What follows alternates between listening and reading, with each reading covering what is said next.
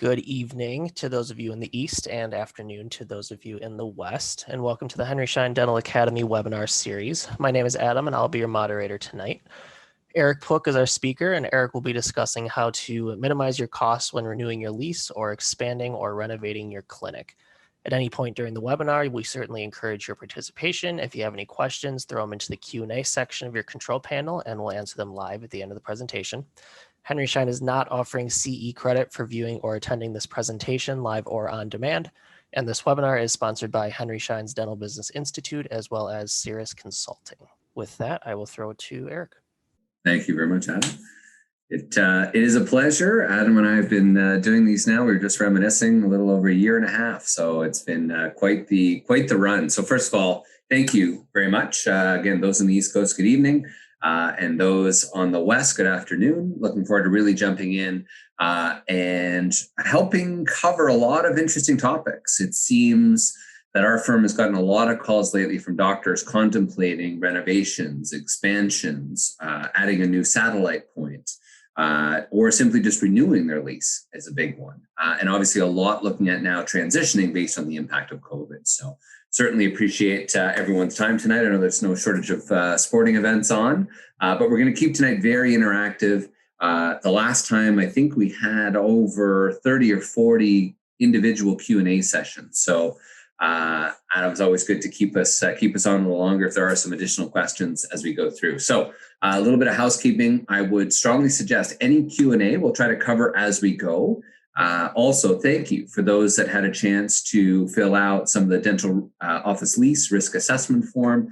So we've got a lot of good background information from those of you that have leases that are coming up for renewal or contemplating expansions or new starts, etc. So thank you, of course, to Henry Schein and the Dental Academy.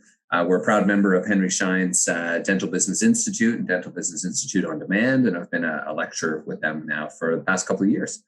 Okay, so just to kick things off, to customize the content for this evening, let's do a quick poll. So Adam, if you have an opportunity to pull that up.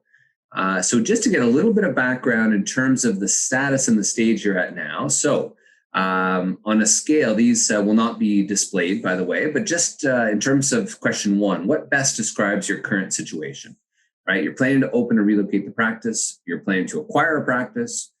You're planning to transition or sell the practice in the next 5+ years, planning to stay put and negotiate or renegotiate the lease, or none of the above. So that's number one. Number two, for those of you on the West Coast, or if you're driving, don't poll and drive, of course.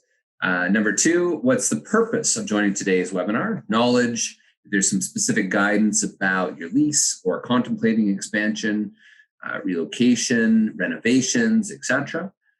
Number three, based on your specific situation. So a lot of what we'll talk about now is leverage and how to maximize your leverage through the upcoming or the forthcoming lease negotiation.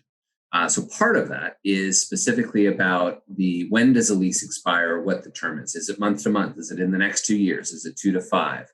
Is question three. Number four is, you plan to start or buy a practice?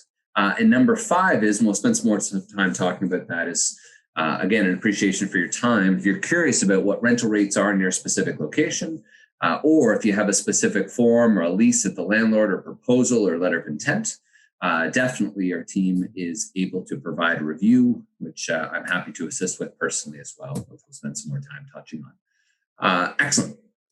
I see we've just had a bunch of people jump on. Welcome. And we're going to jump in. So take another quick few seconds to fill out the poll. As a quick method of introduction, as Adam mentioned, I am the president of Cirrus Consulting Group. Cirrus is pretty unique. We've been a proud partner of Schein's now going back almost 10 years. So as a result, we're unique. We are the only healthcare specialized healthcare tenant representation firm of our kind in North America. So we work with clients from Anchorage to Honolulu to Key West and to Halifax and everything in between. What's unique about our company is we were founded by dentists for dentists, and we are very uniquely all day, every day focused on principally dental as well as some vet and physicians. But we are known in the household name of being the dental office lease negotiation experts. Perfect. So thank you for sharing the polls.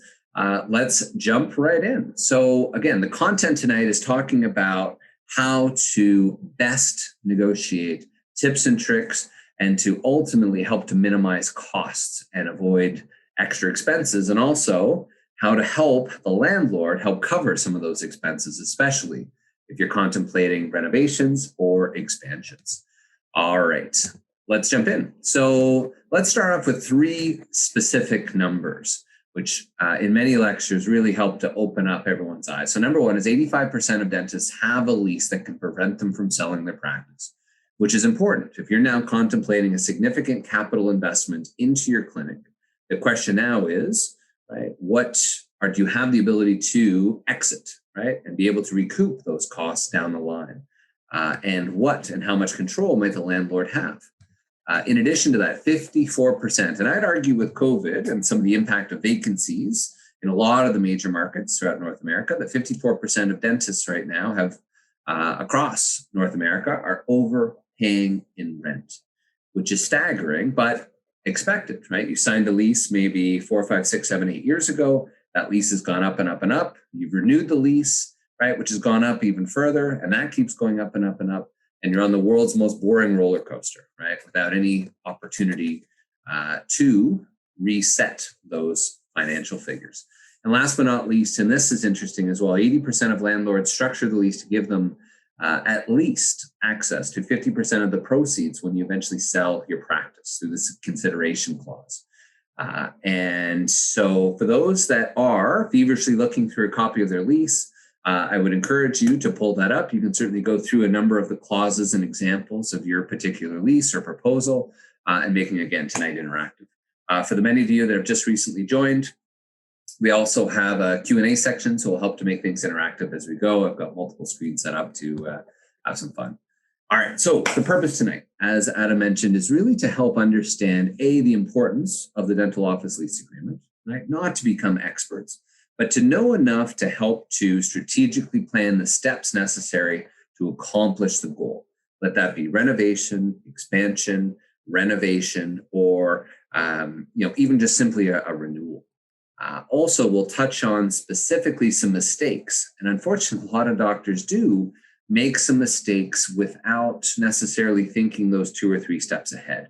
For example, to make a $500,000 investment to do a major renovation and then expect to be very successful at the next renegotiation of their lease, especially if that's coming up 2 or 3 years later. Right? Well, what would the landlord say? Of course, if you've just made a major investment, right, and now you want to renegotiate, well, hang on a second, you're not going anywhere. You just spent $500,000. So we'll touch on some of the key things on how and when to broach those conversations with the landlord. We'll also touch on some specific clauses within the lease and the letter of intent that can be very material to your situation, right? And also how to make sure and what type of structure would be helpful depending on your situation. Are you an early career doctor that is looking to buy or build their first practice? Are you mid-career, right? Having finally paid off some of those significant loans, right? And now looking at capitalizing on that. What are some of your ratios, right? Are you at currently $250,000 per chair? Does it make financial sense now to contemplate moving into that adjacent suite, maybe that dry cleaner next door that might be well behind in rent because of the impact of COVID? So these are all the type of things we'll be jumping into tonight. So again, feel free to jump through and add any questions as we go. As mentioned, pretty unique in terms of our company. We're able to work, luckily, with hundreds and hundreds of doctors to help work with them to help ensure that they're getting the best possible agreement with their landlord. So let that be on the financial perspective, let that be through the business clauses, and we've got 27 years and over 12,000 successful lease negotiations under our belt. Also, very proud, we have over 200 five-star Google reviews, right? And really sharing that, the importance, and without knowing how important it was, to make sure that a well-structured lease is pivotal. Your business is your location is your business, right? And the only access and protection you have to make sure that that key works every day is that lease. And it's interesting, right? This time last year, or a little bit prior, right? Everyone laid off their staff with the impact of COVID. Suddenly, the number one hit to your overhead became tenancy expense, right? Which is typically the number 2 after salaries. And collectively, a lot of doctors from coast to coast woke up and said, well, hang on a second, that's not fair. If I'm closed, why should I have to pay my lease? So collectively, the awareness came through, especially when a lot of landlords didn't help, right? Maybe ask for your financials, right? Also, maybe perhaps just didn't even return your phone call. So really understanding the importance of that lease is key, as well as what's going on in the marketplace, which is next. So first and foremost, right, as a benefit, really ask yourself, who is your commercial real estate intelligence partner? And one of the core components that makes us unique is we have access to the North American data to help show rental rates, vacancy rates, etc. So as we engage the landlords, very important to understand what the rental rates are, vacancy rates are, what similar availability reports are, to have all the quantifiable specifics. So as you enter into the negotiations, you're not just saying, well, hey, what do you want to charge me? Right? Oh, well, hey, I'd like to see it a little bit less, right? Making sure you have all the facts are key. With that being said, obviously there's no crystal ball. We're going to look through some forward-looking statements in terms of the analysis of the real estate analytics. Right? But of course, these are estimates as well as historical averages here as well. So a quick market update. Again, this is typically some of the highest rated feedback from some of these frequent updated monthly courses. So right now, when we're looking at the national market rent growth year over year, interesting, right? If you've seen your lease go up 3% year over year, the national market has not been to that extent. It actually plummeted, right, and retracted in terms of market growth year over year in 2020, right? And certainly has continued on that downward trajectory into 2021. Yet national availability is interesting, right? Where certainly now we're seeing more properties, some of which that I'm sure driving through your local towns or cities or otherwise, beautiful corner end units that we never thought would be there. Suddenly the coffee shop is out and they provide a great opportunity for the dentist to move into. So we've seen, again, a lot of clients upgrade, right, into properties with great end cap corner units with lots of natural light. Also, national leasing activity. So this is updated as well. Obviously, 2020 was significantly less than past years. 2021, we're starting to roar back, but we're certainly nowhere there as of yet.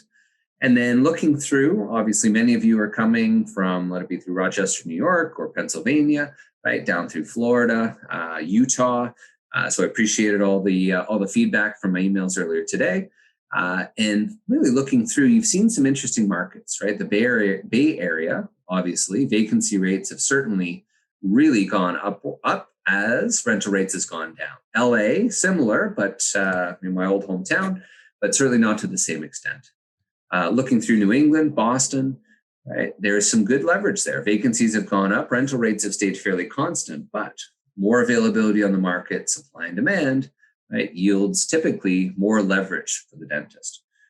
Texas, right, Texas is getting a big demand boom from other states moving in, right, similar to Florida and otherwise. Therefore, there's a lot of growth for new starts, expansions, etc., as the population is rising.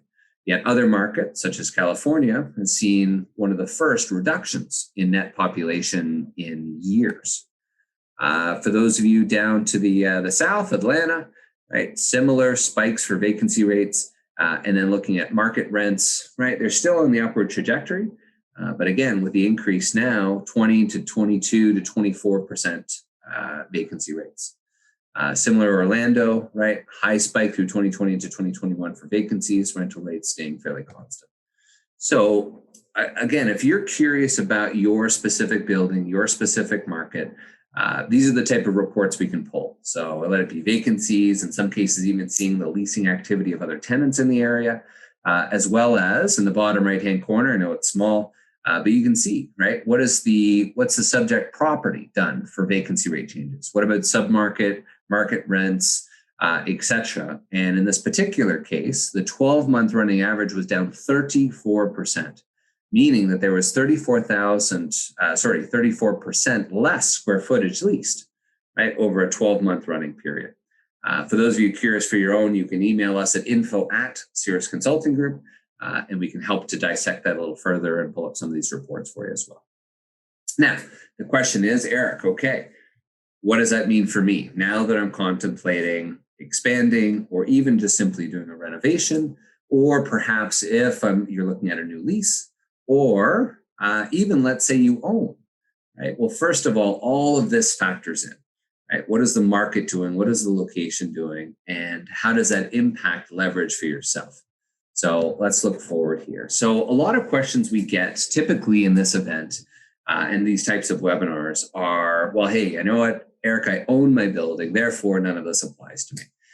Well, you might think so. However, right, even if you're contemplating a major expansion, right, or making any capital investment into the property, again, it's important to figure out what that long-term strategy is. So here's a key example. So if we're talking about buying a building, right, versus leasing, right, a space, from that perspective, if you're buying, obviously it takes a large upfront capital. You are becoming your own landlord. Therefore you have the flexibility to make whatever changes you want to your space, right, within reason of certain city guidelines, et cetera, which your contractor or designers can help you with. Obviously, it can help earning a rental income, right, from one pocket to pay the other. You have that flexibility, and then you've got the control for that.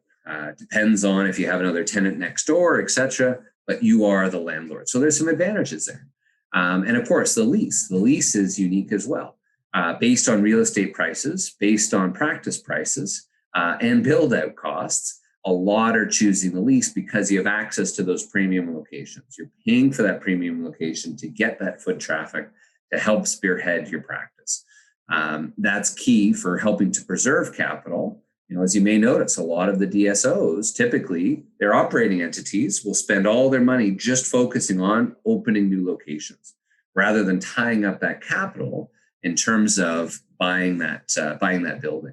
So even if you're contemplating now, hey, maybe buying a building, maybe making additional renovation, what should I really do? You really want to have someone in your corner to help look at the pros and cons and the analysis of each. Right. And that's important when figuring out, especially in expansion, that landlord maybe, would love to be able to move out that tenant next door that may be 3 or 4 months behind in rent and give you more square footage, considering you are the best tenant on the planet. The highest build out cost, typically $200 to $250 plus per square foot. You have the lowest default rate. In many cases, less than 0.5%, right, as a group. Also, you bring in high quality foot traffic. And of course now, right, unlike many of your peers, there's a level of fact that you cannot work from home, COVID or otherwise, right? You cannot bring your chairs home. You can't bring your patients there. And therefore, a lot of landlords have shifted the perception of the value of the dental tenant, which brings us to our next.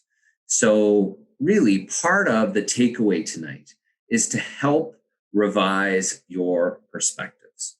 So first of all, right, the goal is to help even the field. So number one is, don't forget the landlord, the person you're going up against. So you're about to pick up the phone and say, hey, I'm about to invest another $200,000 to add a couple of chairs and add some mops and maybe redo my sterilization area and change some cupboards and work with the Schein team to help get the proper equipment.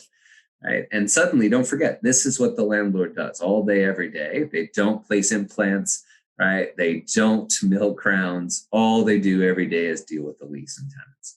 So understand that going in. You're the dentist. You love providing great clinical care. You've got a great following from your patients, and therefore, how now do you help to bridge that gap? And in many cases, many clients say they're on this teeter-totter where you've got this elephant on one side, right, and the dentist on the other.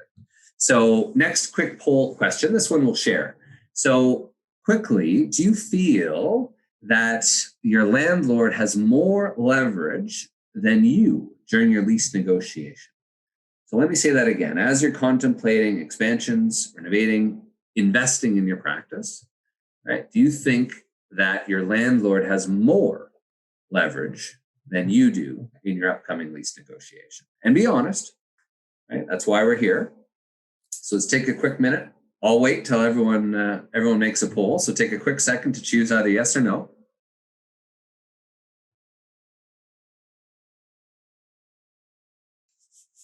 And leverage. Leverage is an interesting word, right? we get a lot of doctors that are sharing this sort of Rockefeller glass half full, seeing the opportunities and ready to capitalize. So the fact that you're attending tonight obviously is you're in that camp. So it's now about how do we help to even the field. So part of the strategy is, first of all, assembling your professional team. Perfect. So let's see. And Adam, if we can share those poll results if possible. Perfect. So again, do you feel like your landlord has more leverage than you during your lease negotiations? So 76% said yes. Thank you. I see a lot didn't have a chance to vote, but that's interesting, right? So 3/4 of you feel that, you know what, I'm just the tail on the dog and I'm not wagging, I'm getting wagged. And that's understandable because you may have a good relationship with a landlord, but it's good because you're paying them rent every month and you're not a pain in their back ends, right? You're doing everything you need. You're the perfect tenant, right? So what the goal now is to help ensure that you don't feel that way. Quite frankly, you have a lot more leverage, especially now as we're getting through the tail end of COVID, hopefully. So really, from that perspective, you want to help to make sure that you're feeling that you're getting the value, right? Take your monthly payment. This is a great exercise. Take your monthly payment today, including triple nets, etc., right? Just your calculator. And let's say you're spending $5,000 a month in rent, right? So that over the course of the year is $60,000. Now, just to look at what the annual increase is. And for those of you about to sign your first lease, right now, right, just multiply that by 1.03. And that then equals year 2 is 61,000. 3, 4, 5, 6, 7, 8, 9, 10. Right? After 10 years, you go from 60,000 a year to now 78,000. And let's say the landlord revises rent, right, and bumps it at the end of that 10-year term. Right? Many, unfortunately, don't appreciate that when we're looking at making these capital investments, right, how much are we spending to the landlord? And more importantly, right, if we're about to sign a lease, which represents perhaps $1 million or $1.5 million of total financial commitment, right? If you're about to sign a check for $1.5 million written to the landlord, would you not want to make sure that every single component of that lease is focused on? So let's talk about specifically what to focus on and what is and are some of the key sections that can assist you. So number one, there are 7 main financial variables in your lease that can be very relevant, especially for those looking to expand or renovate. Number one is base rent. Right? So very important that, again, what a great occupation it is to be a landlord, to come back every couple of years and say, good news, right? You're paying $30 per square foot, or on California, you're $3.26. And good news, you're going up to $2.30 per square foot. Right? What an amazing way to, instead of saying you're about to sign a check for $1.5 million, no, you're just talking about a couple of pennies here. Right? However, when we do the math, base rent should always be aligned with market. That goes without saying. Number 2 is the annual increase. That was the example we just went through. So even the smallest of reduction of 0.5% per year, or what many landlords have been open to in many of the projects we have going on nationally, is to help iron out those annual increases. We don't know about the Delta variant or the Epsilon variant, heaven forbid, right? So many landlords have been flexible, especially doctors contemplating an investment, to say, okay, here's what we're willing to do to help perhaps fix the rent for 1 year or 2 years, maybe reassess, and then at 2 and 3. So we've seen some success helping to reduce or iron out the effective annual rate. And even a 0.5% reduction could save tens of thousands of dollars over the term and options. Common area maintenance. We get a lot of questions on this as well. So as you're looking through your practice, think about how much you're spending in base rent versus common area maintenance. There are lots of strategies to help minimize what that amount is, including having your space professionally measured. So if you're expanding, very important, you get it measured to something called BOMA standards, B-O-M-A, Building Owners and Management Association. It's basically the gold standard for professional measurements. So if you're going from a 2,000 square foot space and you're about to add another 500 or 1,000 square feet, what a great opportunity to make sure that it's measured down to the inch, inside wall, outside wall, and then to determine the RSF, rentable square foot, versus USF, usable square foot.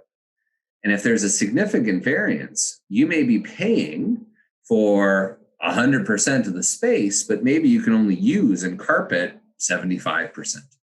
Right? So that can create another element of conversation with the landlord and another element to negotiate.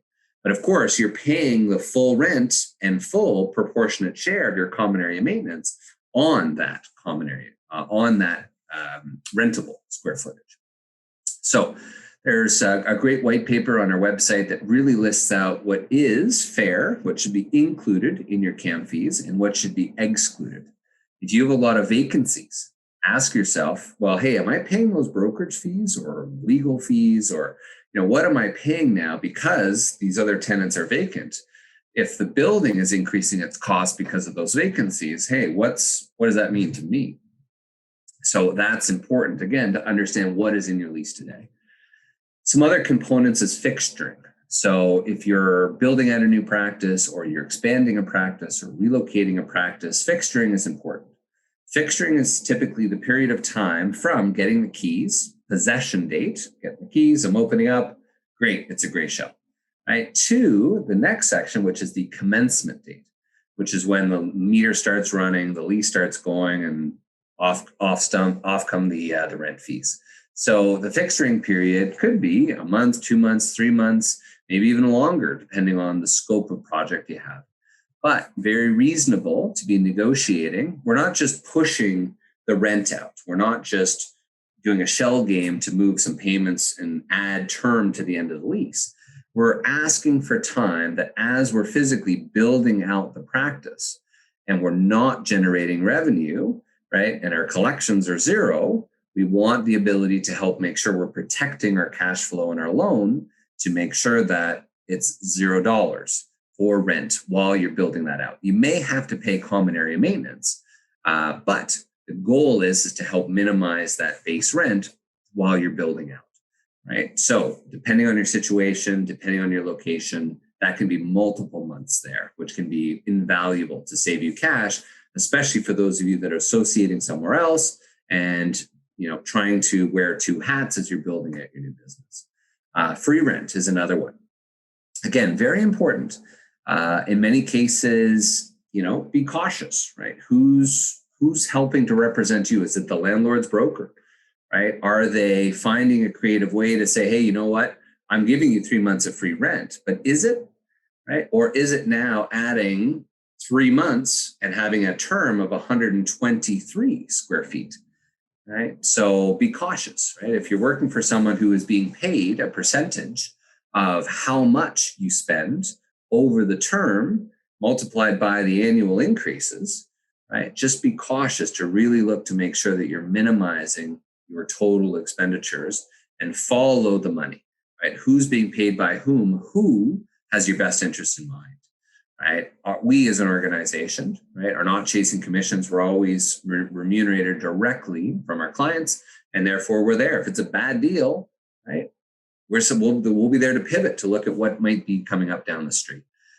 In addition to that, tenant improvement analysis and tenant improvement components. So that amount is very helpful for, it can avoid a specific amount for taking it from a loan.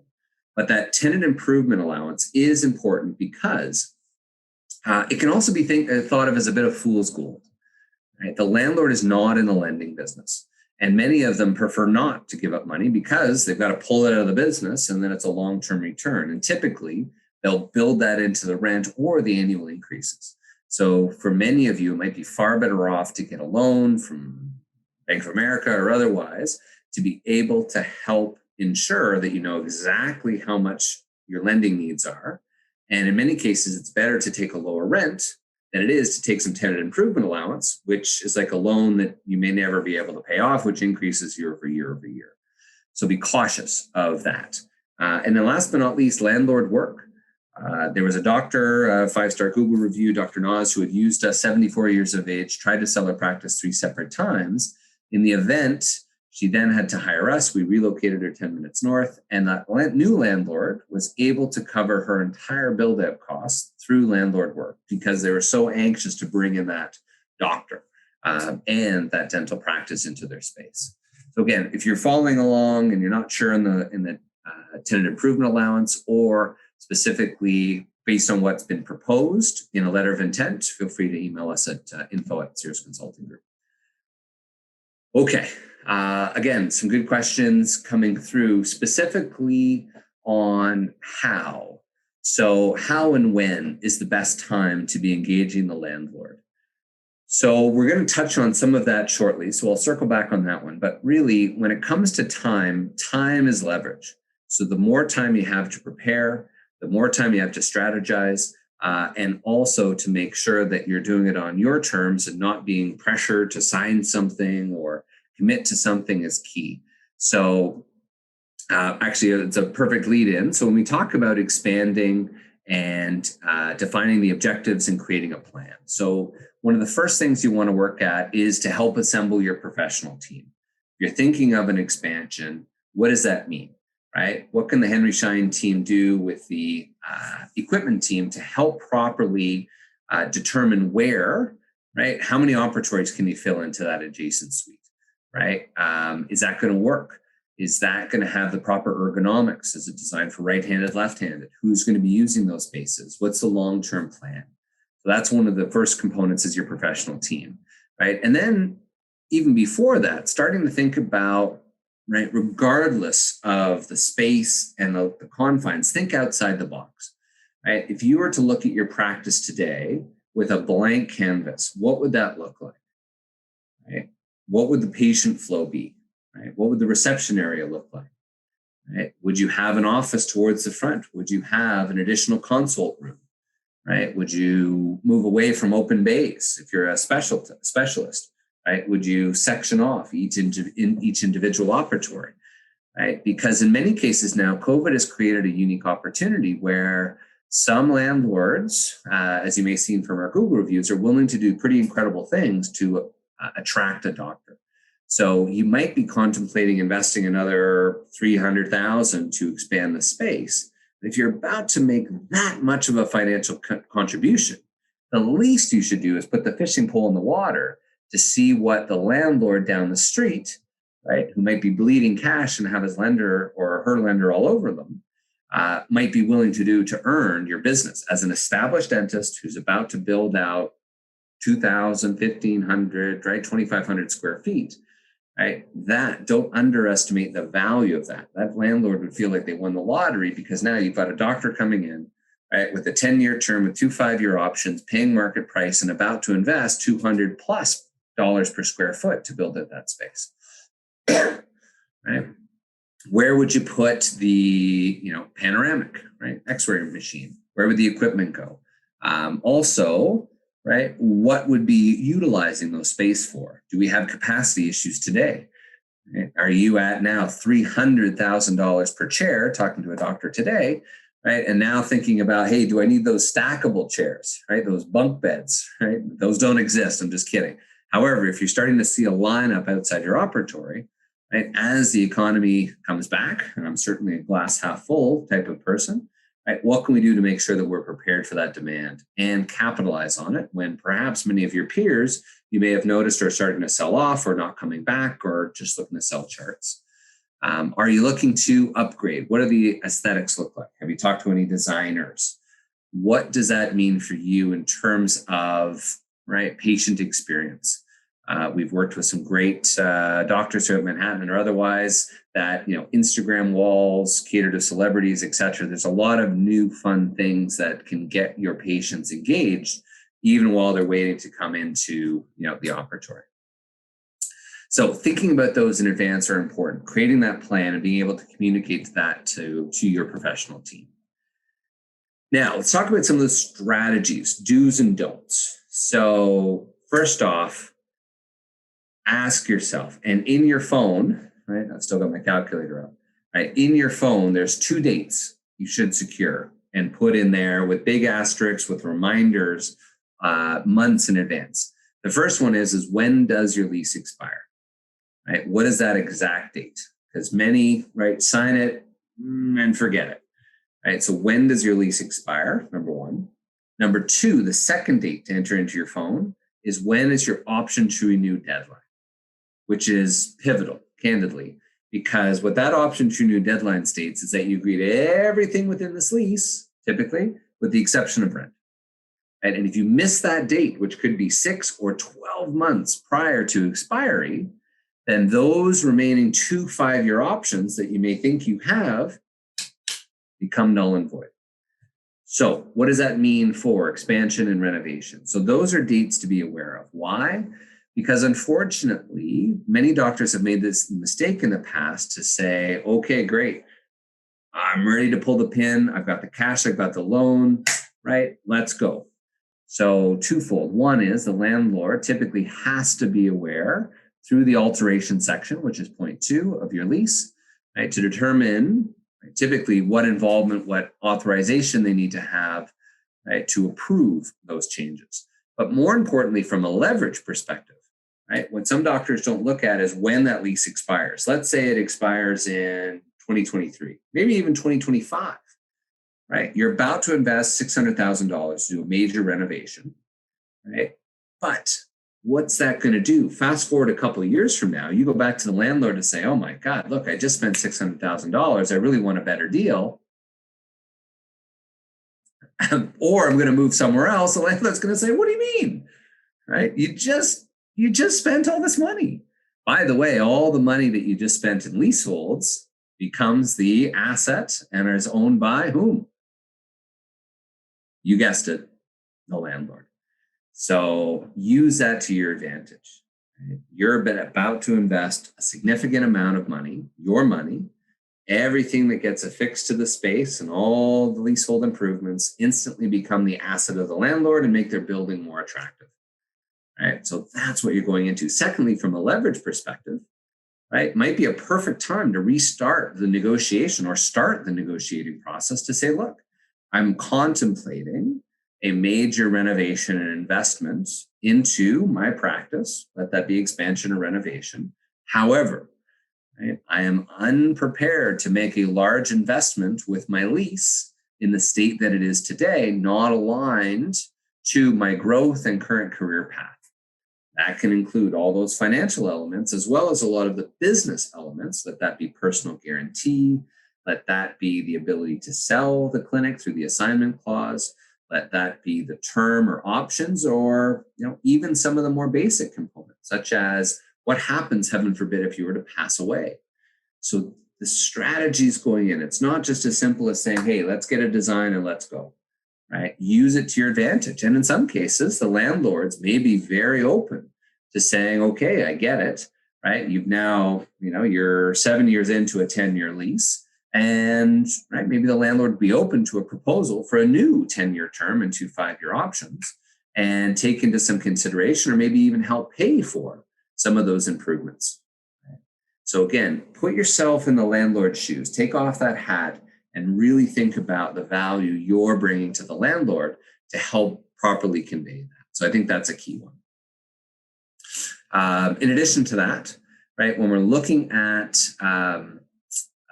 leasehold expense, what are you spending? Are you buying a bunch of gear, right? Or are you actually making material improvements? That impacts it.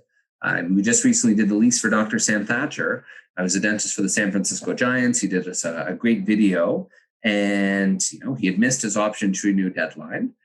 His lease right next to the ballpark was coming up, and he had a lot of these issues: relocation rights, right, personal guarantees, etc. Right. But just through the process of renewing a new term, the landlord was willing to give a bunch of cash for paint and new floorings and a bunch of internal renovations, which is key. Okay, so a couple of components, important considerations in your current lease. So some key things to look at. And again, we've got a great guide for renovations or expansions that happy to forward along if you email us. But there's a few things to consider. First of all, in your lease today, do you have something called a ROFR, or a right of first refusal? is there an expansion clause that basically gives you the right that if the adjacent suite becomes available, right, you have a right to be able to exercise and go into that space. That's helpful if you're concerned about a competing dentist coming in next door or a DSO or otherwise, right? So is there a contractual right that you have to move into that space? If not, maybe you're just not ready to expand. Or let's say, do I want two units to take over? Maybe I'll start with one with the ability to potentially expand into the next. So the ROFR is an interesting clause. It's a tougher one to get because it's a very specific carve out, but it depends on your specific needs and growth plan for your practice. Another interesting component is the surrender clause. So a lot of you that are following along, it looks like some questions on that as well, is what do you own, right? And more importantly, if you were to leave, what can you take with you, right? Have you defined the trade fixtures? Right? Many think, well, hey, everything that I've put in, I can take out and bring with me. Well, not so fast, right? In many cases, even things like the cabinetry, right? If it's physically affixed or it's not defined within the lease, what's stopping the landlord walking around and saying, great, whoa, those look fantastic. Those are mine, right? The flooring's mine, right? The paint, the affix, right? The things that are bolted to the roof, right? So you really want to make sure that you've got the trade fixtures defined. And then part two of that is if you are to leave and move into your own building or whatever down the line, many of you will be very surprised to see that as you're looking at your lease, the surrender or restoration clause basically means that all the money you're about to spend to renovate or to expand into the adjacent suite, guess what? That's now your problem to demolish it and return it to whatever shape it looks like now, or even to remove all of the leasehold improvements and return it back to a vanilla shell or gray shell condition. Right? Can you imagine about to spend hundreds of thousands of dollars only to suddenly have the landlord to come back and say, well, that's been a good run, but by the way, right, the next tenant doesn't want this. So, right, it's going to be an extra 10 grand to demolish the space and remove everything because the next one coming in is a dentist with a different layout, or maybe it's not a dentist at all. That's the surrender clause. Also, practice downtime. Right. So if you are bulldozing and making significant renovations, right, what leverage do you have? If the landlord is making changes to the roof line or making expansions or moving out perhaps the glass, or working with the client recently that was the landlord had some work to do, the bakery had some work to do next door, and then the doctor had to pay for all of those upgrades. So if you're being forced into a expansion or otherwise, that's great leverage. Who's pushing that, right? And what are they willing to do, right? If they're so focused on expanding their business, right, what is that going to do for you? And especially if now the landlord is just sitting back there and right, smiling all the way to the bank. Great, I've got now two tenants. They're taking over more square footage, right? That isn't going to cost the landlord anything more. And now the two tenants are also paying for all these improvements, right? So really looking at those core components in the lease to make sure that, again, if you're making an investment, it's aligned to your business. So let's do a little practical example here as we start to wrap up. Again, as a reminder for those of you that joined late, feel free to add anything to the Q&A sections as I see a few coming through. So let's talk about a practical example. So as you're following along, let's look at some of the clauses that if you're thinking of expanding or otherwise, do you have the continuity and predictability of revenue? That's the big one. Is it one lease? Is it two leases, right? Can you combine it into one? Are you going to have three separate leases, right? Again, that could be great for the landlord, but not great for you because now you've got three different spaces, right? Three different terms, and right now you've got to renew one, and it's going to be very, very difficult to renegotiate because now you've got all these different things moving at different times. All right, so the clause that really does define that, I'm using some extra hand talking tonight because we're video, but the option tree new. So this is important. So this is found in about 90% of leases. So if you're following along, this can be in Appendix A, it could be in the early sections of the lease, or especially those in California, typically hidden right towards either the appendix or in the very, very back. So let's take a quick moment now as a little practical example. to read through this and help identify what some of the core specific issues may be, especially when looking through the lens of expansion, renovation, or just even a simple renewal. Let's take a quick 30 seconds.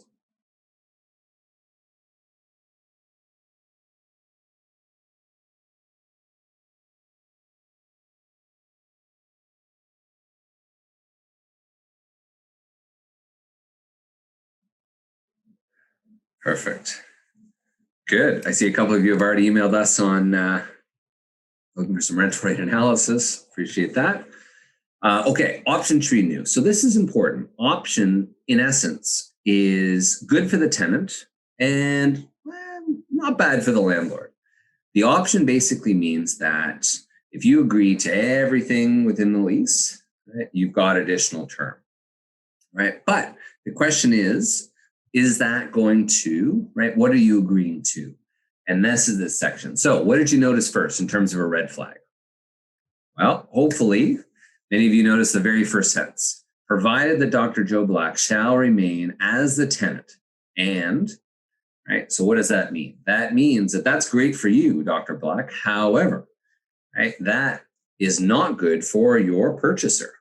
And let's say you're 9 years into a 10-year lease and you've got 2 5-year options and you go to sell your practice. Well, at this stage, those options are personal to you.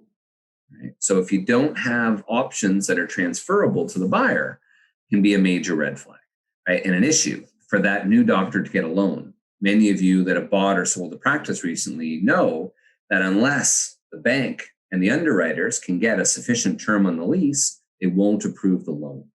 So number one, options being personal, first thing to look for. Number two, right, if the tenant duly and has regularly paid its rent and has performed all covenants and obligations on the lease and is not in default.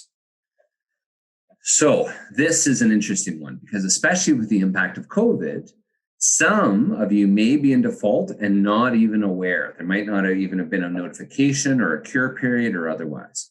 So let's break it down. If many of you made specific changes or alterations to the space, brought in a contractor, right, most of you would have needed to get the landlord's prior written approval. If not, right, depending on your alterations clause in your lease, you may be in default. Number two, a lot of landlords were smart. When the COVID pandemic ramped up, it's typically they suddenly got 20, 30, 40, 50 requests for free rent and concessions. Well, what did they do? They wrote back and said, sure, but send me your last 3 years of audited financial statements, of which many doctors said, whoa, let's, I don't want you to look at my bank account, right? Which is very fair. However, if in your lease agreement, it's specifically stated that you are required to send your financials, if request for any reason at any time within a 10-day period, right, you could be held in default. And then when you go to exercise your option, this is where it comes back to bite you. So what's the strategy? We'll touch on that shortly, but obviously helping to improve this language and giving you as much term and time as possible. Number three, if you notice this, any such renewal shall be on the landlord's then current standard form lease.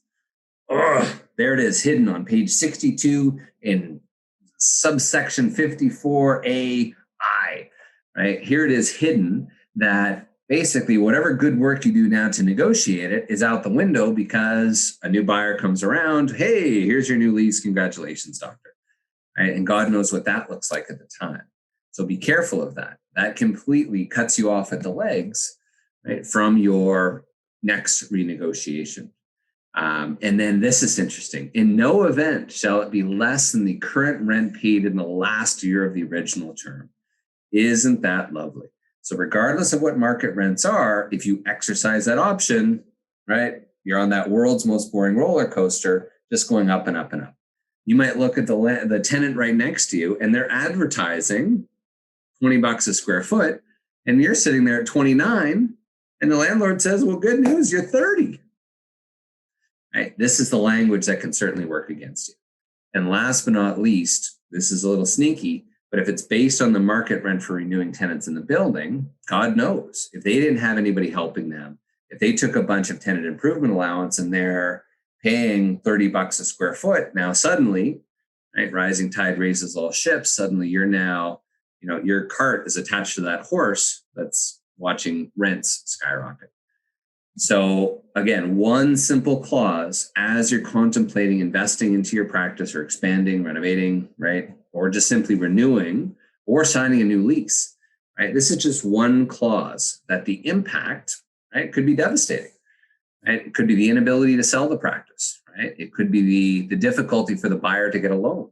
It could also simply be remaining liable as a guarantor even after the practice sells, right? So those are the type of things to be certainly aware of. As it pertains to the option to renew, this is an interesting letter, right, that we received that showed, right, from someone that they perceived as their friend, right, that ended up getting this letter that even after they built out the practice, 5 years in, right, they got a letter from the landlord that says, as you know, your lease expires November 14th, 2018, pursuant to section 2.4 of your lease. You had an option to renew the lease for 5 years at market rate. However, you're required to give me written notice of your intention to renew no later than 6 months prior to the expiration of your current lease term, which you did not do. Right. So literally a few days after that deadline was missed, suddenly got this email. Right. Please be advised, my broker will be putting in a for lease sign in a conspicuous but non-intrusive place on the premises this week. Right. And, we'll try to bring some tenants by, through business hours. Right. Of course, I love the end. Right. If you're still interested to stay, of course you are. You just built out a whole new practice. Right. Have your people call my people. Crazy. Right. So again, be prepared and don't fall into those traps. All right. As we wind things down, again, Q&A sections here we'll cover in a moment, but these are some key things to really look at, right? So screenshot or otherwise, these are things to be aware of within your lease, right? First of all, now if you're building forward, what happens if there's another wave in COVID or another shutdown, right? What does that mean? What if the supplies aren't there in time? Can you make alterations in the space? Do you have a fixturing period, right? Is there a demolition or relocation clause in your lease? That, as you can imagine, can be devastating. Or more importantly, heaven forbid, what is the state of your estate if you were to pass away? So one of the things for those of you taking notes, I strongly suggest putting in a note for specifically about the death and disability clause. This is definitely something that can be very helpful, that, again, these leases are binding to your successors and heirs. So as a young father myself of multiple kids, right, now we really want to think of what are those obligations and what would happen if, heaven forbid, right, the terrible aspect occurs. The death and disability clause is something we helped to get a reputation on 27 years ago, which in essence is almost like a life insurance policy that doesn't cost you a penny. But if you were to pass away or become incapacitated, it would give you or your estate the ability to terminate the lease, right, and be absolved of those remaining years of commitment and liability. What happens if you were to surrender and leave? We touched on overholding, right? If any of you are in a month-to-month lease, please, right? There'll be a few options afterwards to help request a review. Very important you help to address that, because that puts you in a very precarious role, especially if the landlord was to wake up tomorrow and to say, right, hey, we've got other plans for your space and you're out. Personal guarantees, etc. So in the essence of time, these are core components. But again, if you're about to make a major investment, why not ask for exclusivity? Why not make sure that you're the only GP or the only orthodontist in that space? Maybe negotiate exclusivity to have exclusive rights over the subspecialty of orthodontistry, right? These are the type of things that could be very beneficial to you or your future buyer, okay? So to summarize some of the strategies here, first of all, start early.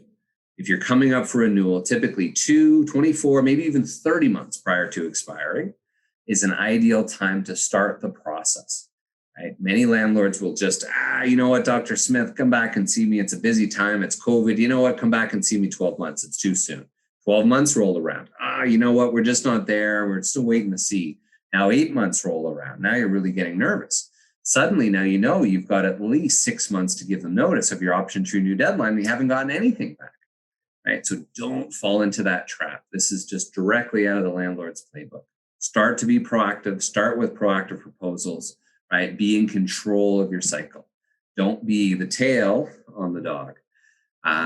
So what do you want to do first? Step one, 27 years, here's what's worked well for us. Number one, get all the documentation. If you don't have a countersigned digital copy of your lease, right, just email the landlord, hey, please send me a digital copy of my lease, right, that's been signed, and any addendums, riders, or exhibits. Let's make sure you know at least what that governing document is. Number two is help to identify the goals and your long-term objectives. When do you want to transition?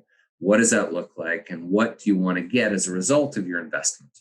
Number three, know what's in your lease. Can't stress it enough. If you're not aware of some of these core components and you haven't read your lease, or it's the equivalent of me reading a book based on advanced endodontic procedures, that's a cure for insomnia for me. Right? Luckily, myself and my team review these leases each day, have it professionally reviewed. Right? No cost or commitment, just know what's in there. Number four, right? Get the market rent data. Find out what it is for your specific area. And it's not just market rents. It's also what's within your lease, right? What's your base rent, annual increase, common area maintenance, fixturing free rent, all those 7 main components is included in 4. And then also number 5, figure out what that end goal is. What's the end results, right? What do most doctors do? Unfortunately, they skip section 1 to 5 and suddenly say, oh my God, I watched the webinar, pick up the phone, call the landlord. Hey, I want to make a big investment, right? And try immediately go to step 6 and start negotiating financials and just playing into the landlord's hands. So don't fall into the landlord hands, right? Help to make sure you've got a full strategy long before picking up the phone. As we wrap up here, here's some great examples all through our Google reviews of doctors that were focusing on renovations, expansions, relocations, etc. And again, some great examples from many of your peers coast to coast. So as we wrap up here, as we're bang on time, I would encourage you, if you haven't had your lease professionally reviewed or recently professionally reviewed, or especially post-COVID, strongly suggest we'll pull up a poll here in a moment, right, to be able to request one. But in appreciation for your time, our team will spend time pulling the real estate analytics as well as doing a full lease analysis for you to be able to talk about where you're at today with the practice, what you're contemplating to do in terms of investment, upgrade, renovations, add a new point, new lease, or just prepare for transition, right? This is a perfect opportunity and appreciation of your time, right? It's complementary from that perspective. And it's also, we'll talk about growth goals, production per chair, some different KPIs to really make sure it is the right time to contemplate those next steps. And then also talk about what's realistic in terms of asks for the landlord and benefit to you, both on the financial side as well as through the rest of the lease.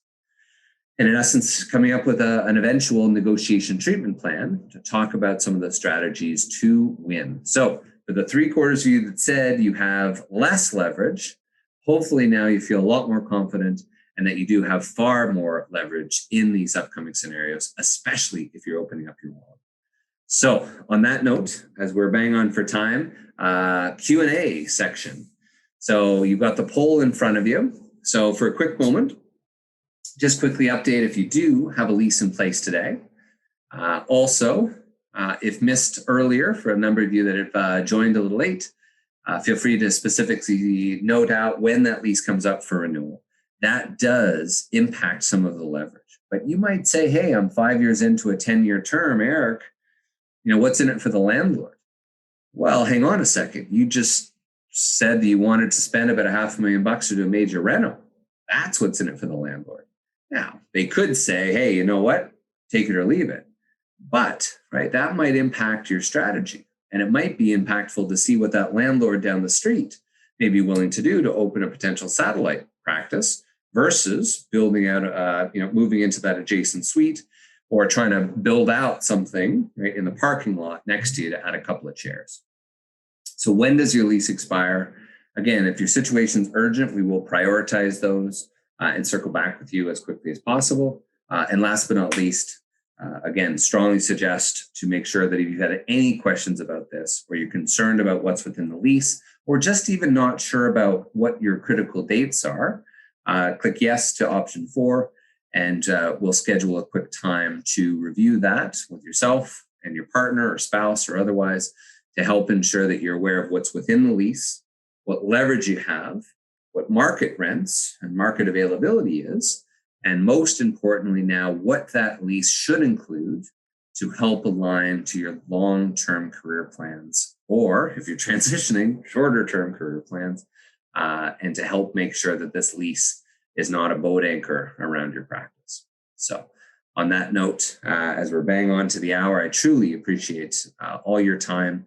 This was one of the later sessions. I know there's lots of games going on in the background, so I too appreciate everyone's contributions and certainly perspectives. Again, you can email us at info@cirrusconsultinggroup.com or henryscheindental.com/Cirrus. Just to cover a couple of the questions that I saw coming through. Again, we'll keep this open for a few minutes here. Feel free to ask anything as it pertains to your situation. So one question here is from a doctor. I'm currently contemplating expanding my location into the adjacent, into my next door neighbor. What options do I have, and how do I how do I help to structure that conversation with the landlord? So from that perspective, if we're asking about timing, so the question is, what do we know about that next door neighbor? Are they in a lease? Are they month to month? Did they just move in? Right? The lease term is going to predicate the flexibility that landlord has. Trust me, in many cases, they'd much rather you to take over that, coffee shop, nail salon, etc., and build out, right, a nice dental practice, which is there for years, than necessarily have a tenant that might be behind in rent. Who knows, right? So depending on your situation, certainly it's worthwhile broaching that conversation. And it's also helpful to just plant the seed, right, in the landlord's mind. So if there is a potential issue, if there is, maybe even they're in default, maybe they just haven't wanted to post that unit because they don't want to show all these vacancies, but maybe they're already behind 2 or 3 months in rent. So don't underestimate what could be done or what opportunities there may be just by helping to plant a seed and to create a plan for that. Another question here is on just looks like a renewal, right? Which is specifically, how do I get the landlord to start the process with me earlier? So if I'm to read between the lines there, one of my questions back would be is, first of all, what stage are you at? When is the lease coming due, right? What have you done to engage the landlord? And are you just getting the brush off? If so, it's worthwhile thinking about what's going to get them to the table. And hint, right, it sits in their wallet. It's the green in the jeans. So in many cases, being proactive, that broker or property manager might be pretty low in the process, right? By actually drafting a properly structured letter of intent might be a great way to circumvent some of those frontline resources that are just paid to say, no, no, no, right? And be able to get directly through perhaps to their lawyer, the asset manager, or to whomever is one of the decision makers. And maybe, right, with a 10-year term and 2 5-year options might be enough that landlord is willing to say, whoa, whoa, whoa, right? I'm getting 10 calls a day from tenants asking for freebies. And wait a second, I've got a proposal now of a doctor that wants to commit to a 10-year term, is basically sending me a blank check. Hey, right? If you're the landlord, which phone call would you respond to first? So again, great perspective, great questions. Perfect. Any other quick questions or in the chat? Let me see if there's anything else I've missed. To the chat, I see a couple here. So Dr. K, I am into 5 years into a 10-year lease. I have 5,000 square feet. Wow, big practice. And I'm looking to add 3,000 square feet more. I've approached the landlord to buy the building rather than rent. It's a 30,000 square foot building. And only 14,000 is rented out, which I rent 5,000 square feet. So I'm hoping to use this as leverage. What can or should I do to make this happen? So many landlords, they don't want to sell, right? It's their long-term play. And, depending on what the motivations are, many just want to hold on, especially now. The impact of COVID has made it to be a great time to be a tenant and a terrible time to be a landlord, right? So many of them will still want to hold on at a spite because they realize as soon as they get things filled, right, and things get back to normal, right, their building is dramatically appreciated. So Dr. K, specifically to your concern, I would say, look, there's leverage, right? So first of all, you're adding 3,000 square feet. That is more than many of the average square footage of many tenants. So you've got great leverage to negotiate that 3,000. But what I would suggest is something called a blend and extend, which is a specific strategy that helps to take your initial 5,000 square feet, add the 3,000 square feet to it. Now you are, right, you're an 8,000 square foot tenant, and to propose a single coterminous lease for a new 10-year term, right? As long as there's something in it for the landlord, which there is, it's a whole other 3,000 square feet, might be a perfect opportunity to really help leverage that and leverage the high vacancies. Again, if not now, when? You'd be kicking yourself if suddenly a few years down the road, you're suddenly now saying, oh, shoot, I only wish I took that over before that whatever building came through. So again, Dr. K, a great point. I see you just sent through a quick email. I would definitely say, send me through a copy of your lease. Let's look at it. In terms of wanting to buy, what I would advise you there is if the landlord's not willing to do it now, let's try to give you some benefit for the future. Something like right to purchase, for example, would be a specific clause that if in the event it was to sell, right, you would have to be either notified or have the ability to match that. Again, there's lots of different ways of structuring that, but certainly it sounds like, first of all, you're now the new anchor tenant. And number two, you're one of the few that are not only not running away for the hills, but are actually now looking to take over more space. So, this webinar is perfectly designed around yourself, which does have a lot of leverage. And you definitely want to look at the total financial commitment as you go. So perfect. Thank you. I'm glad you do have a ROFR. And thank you for sending through a copy of the lease. Great. Any additional questions out there? Perfect. On that note, I see the majority of you are still on. If there are, feel free, info@cirrusconsultinggroup.com. I always do keep the lines open and my phone as well if there's any specific urgent concerns. Happy to connect, happy to discuss. And again, as a benefit for those of you on the line, we're happy to schedule a complimentary initial consult just to talk about life, structure, the status of your lease, and to help determine, right, if and when it makes sense to start to engage in a renegotiation. So on that note, truly appreciate everyone's time. Thank you for those of you that had also filled out that dental office lease risk assessment. You can upload your lease to that as well. And it's helpful just to really gauge your current knowledge level of the lease and what potential risks are hiding within there. Perfect. On that note, Adam, thank you so much for being helping to host tonight, Adam. Thank you, Eric. Pleasure as always. Great content. If anyone has additional questions, please feel free to reach out to the Cirrus team, or you can email us at webinars@henryschein.com and we'll route your question accordingly. Tonight's webinar was recorded, so it'll be in your inbox within 1 week of today. That is it. So thank you all for attending and have a great night. Thanks very much, everybody.